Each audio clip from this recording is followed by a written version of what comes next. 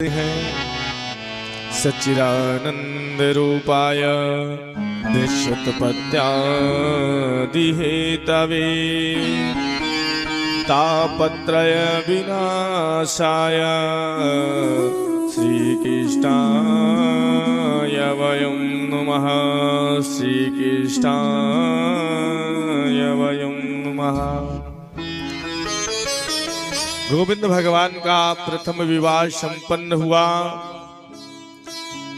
और उधर दशमुख का पुत्र शिशुपाल पूरी बारात लेकर आया और जिस डोले में बाबूजी बैठकर आया था दुल्हन ले जाने के लिए, उसी डोले में बेचारा मुंह लटका करके घूंघट काढ़ के जो है डोले में बैठ करके उसको वापस जाना पड़ा।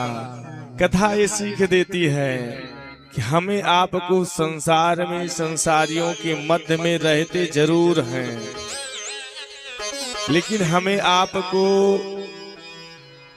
लक्ष्मी पति बनने की कभी चेष्टा नहीं करनी चाहिए।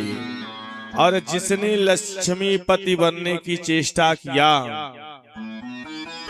भगवान अपनी प्राण वल्लभा का मां भगवती का हरण करके इसी प्रकार से लेकर चले जाते हैं जैसे शिशुपाल लक्ष्मीपति बनने की चेष्टा किया था। हम आप मां भगवती लक्ष्मी को बहन के रूप में, बेटी के रूप में, माता के रूप में देख सकते हैं, लेकिन अगर लक्ष्मीपति बनने की चेष्टा किया तो शिशुपाल वाली दशा भी हमारी आपकी हो जाती है। और शिशुपाल की इस प्रकार से दशा हो गई, जब से विवाह की बेला से वह डोले में बैठ करके अपने घर वापस गया, जब तक गोविंद भगवान को 100 गालियां नहीं दे देता है तब तक उसका भोजन नहीं हजम होता। इस प्रकार से उसकी प्रवृत्ति बन गई और उसने पूरी सेना के मध्य में शस्त्र उठाकर की प्रतिज्ञा ले लिया। जरासंध ने उसको बहुत समझाया, कहा भैया इस काले कलूटे कृष्ण कन्हैया को तुम नहीं जानते हो। हमने 17 बार 23 अक्षौहिणी सेना लेकर इसके ऊपर प्रहार किया, लेकिन बड़ा छलिया है, बड़ा नटखट है, इसकी माया को कोई नहीं जान सकता है। इससे सदैव सावधान रहना।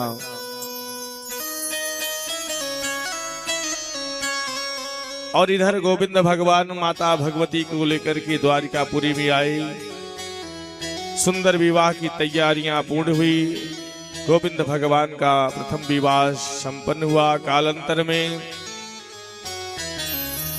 भगवती रुक्मिणी को पुत्र के रूप में प्रद्युम्न जी महाराज का जन्म हुआ। प्रद्युम्न जी महाराज साक्षात कामदेव हैं। पूज्य गुरुदेव भगवान कहते हैं, कामस्तु दासुदेवांसो दग्धा प्रागरुद्रमन्युनः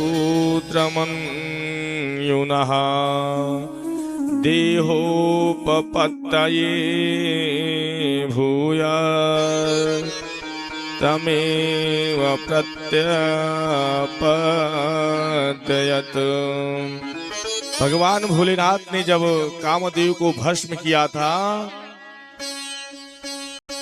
तो देवी रति बाबा भोलेनाथ के चरणों में लिपट गई। कहा, सरकार, परमपिता परमात्मा आपने ये क्या कर दिया? अब मेरे साथ मेरा पति ही नहीं है, तुम्हें मुझे किसका सहारा लेना पड़ेगा? तो भगवान भोलेनाथ ने देवी रति को वरदान दिया। कहा, हे देवी, आप परेशान मत होइए। द्वापर युग में जब भगवान नारायण का कृष्ण रूप में अवतार होगा तो तुम्हारा पति भगवान नारायण का पुत्र बन करके अवतरित होगा।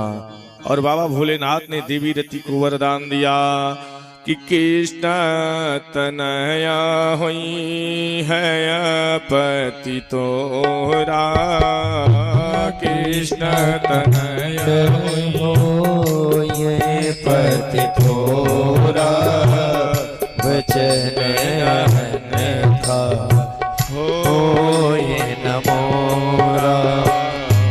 कृष्ण तनय हो ये पति तोरा, कृष्ण तनय हो ये पति तोरा, वचन अन्यथा होई न मोरा, वचन अन्यथा होई न मोरा।